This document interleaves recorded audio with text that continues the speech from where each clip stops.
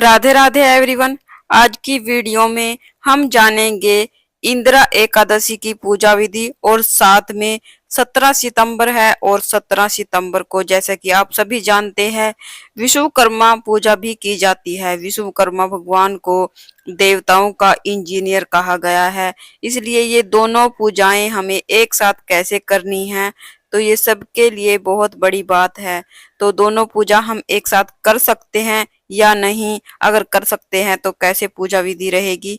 तो आज की वीडियो में मैं आपके साथ दोनों पूजा विधि एक साथ शेयर कर रही हूँ। प्लीज वीडियो को शुरू से अंत तक जरूर देखिए, आपको पूरा समझ में आ जाएगा। अगर आपके मन में कहीं पर भी कोई डाउट रहे तो आप मुझे कमेंट करके पूछ सकते हैं, मैं आपके डाउट को क्लियर करने की पूरी पूरी कोशिश करूंगी। तो चलिए अभी पूजा विधि देख लेते हैं। पूजा आप अपने घर के मंदिर में भी कर सकते हैं, अगर स्पेस कम है, जगह कम है तो आप अलग से चौकी लगाकर भी पूजा कर सकते हैं। सबसे पहले हम चौकी लगाएंगे। चौकी पर पीले या लाल रंग का वस्त्र बिछाएंगे। थोड़े से फूलों का आसन देते हुए हम शालिग्राम भगवान को चौकी पर विराजमान करेंगे, क्योंकि इंदिरा एकादशी की पूजा में शालिग्राम भगवान का पूजन किया जाता है।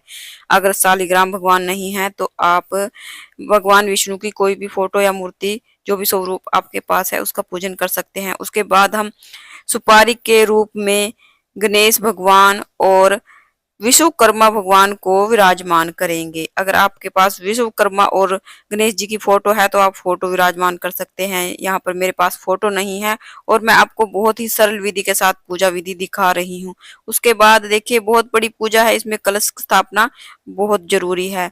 तो यहाँ पर मैंने कलश ले लिया है तांबे का, उसमें गंगा जल, शुद्ध जल से कलश को भर लिया है। उसमें मैंने आम के पत्ते जो रोली से मैंने टेक लिए हैं और रोली और चंदन से, साथ में मैंने कलश को भी टीका कर लिया है। और साथ में जैसे कि मैं आपको अपनी सभी वीडियो में दिखाती हूँ, सिक्का, सुपारी, लौंग, इलायची, हल्दी की गांठ ये डालकर कलश को पूर्ण कर लिया है। उसके बाद देखिए एकादशी की पूजा है, हम इसमें चावल का यूज बिल्कुल नहीं करेंगे। तो यहाँ पर मैंने एक प्लेट में तिल रख लिए हैं, तिल के ऊपर हम दीपक रखेंगे। कलश के कंठ पर हम मोली बांध लेंगे, क्योंकि कलश के कंठ को खाली नहीं छोड़ा जाता है।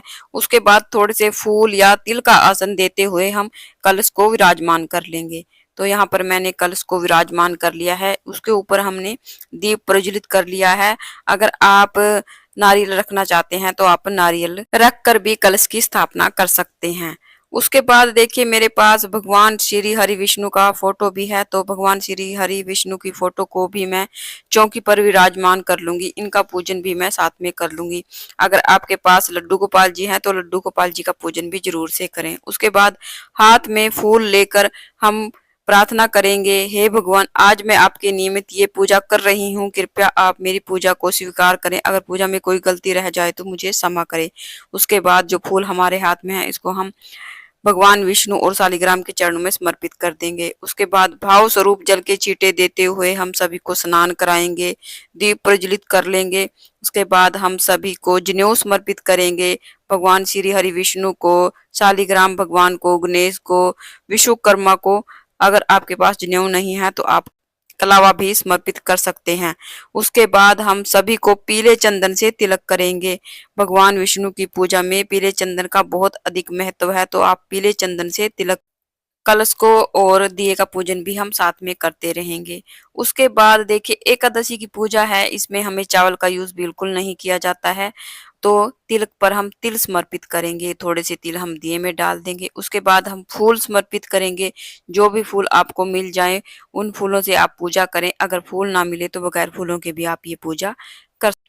उसके बाद हम गणेश भगवान को दुर्वा घास जरूर से समर्पित करेंगे। भगवान श्री हरि विष्णु को तुलसी समर्पित करेंगे, साथ में मोर पंखी समर्पित करेंगे। इंदिरा एकादशी की पूजा में तिल का भोग लगाया जाता है। अगर आपके पास हो सके तो काले तिल का भोग लगाइए, अगर काले तिल ना हो तो आप सफेद तिल का भोग भी लगा सकते हैं। साथ में ड्राई फ्रूट का भोग लगाएंगे, ऋतु फल का भोग लगाएंगे, और जो भी भोग लगाएं उसमें तुलसी दल जरूर से रखें। गणेश जी को, विश्वकर्मा भगवान को हम अलग से भोग देंगे, क्योंकि इनके भोग में तुलसी दल नहीं रखा जाता है। साथ में हम जल का भोग लगाएंगे, क्योंकि हमारा भोग तभी पूर्ण माना जाता है जब हम जल का भोग लगाते हैं।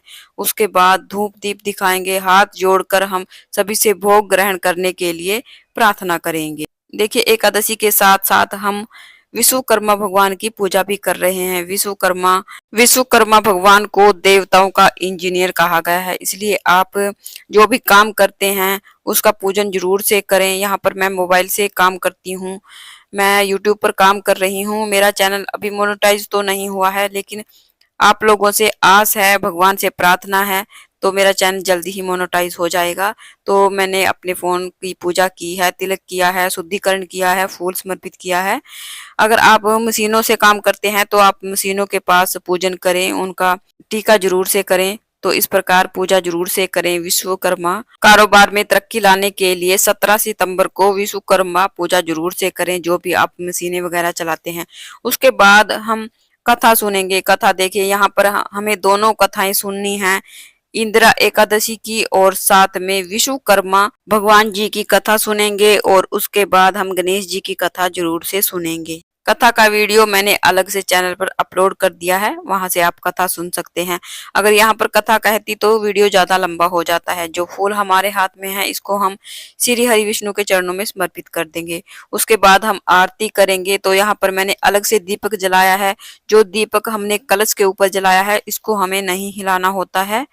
तो अलग से कपूर आरती भी आप कर सकते हैं। सबसे पहले हम गणेश जी की आरती करेंगे, भगवान विष्णु की आरती करेंगे, विश्वकर्मा भगवान की आरती करेंगे।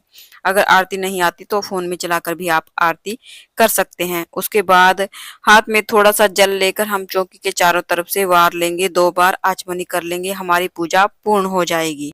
उसके बाद जो चौकी पर भोग प्रसाद चढ़ाया है, इसको हम परिवार के सभी सदस्यों में बांट देंगे। जो जल का लोटा है, इसको हम सूर्य भगवान को अर्घ दे देंगे।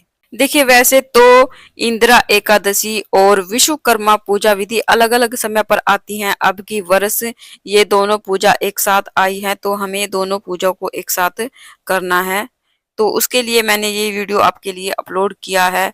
आई होप आपको वीडियो समझ आया है, आपके लिए यूजफुल रहा है, आपको अच्छा लगा है तो प्लीज वीडियो को लाइक कीजिए। और हम महिलाएं घर में तीज त्योहार कैसे करते हैं, ये जानने के लिए मेरे चैनल को सब्सक्राइब कीजिए। एकादशी पूजा है तो शाम को भी चौकी लगी रहेगी। शाम को आपको धूप दीप दिखाना है, भगवान को भोग प्रसाद समर्पित करना है।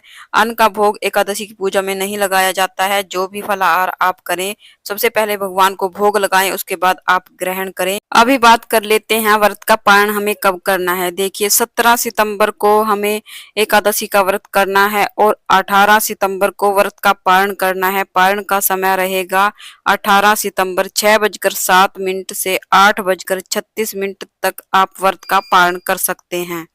तो ये थी इंदिरा एकादशी की सरल पूजा विधि। अगर वीडियो अच्छी लगे तो वीडियो को लाइक कीजिए, कमेंट में राधे राधे जरूर से लिखिए। तो फिर मिलते हैं एक और नई वीडियो में एक और नई पूजा विधि के साथ। तब तक के लिए राधे राधे।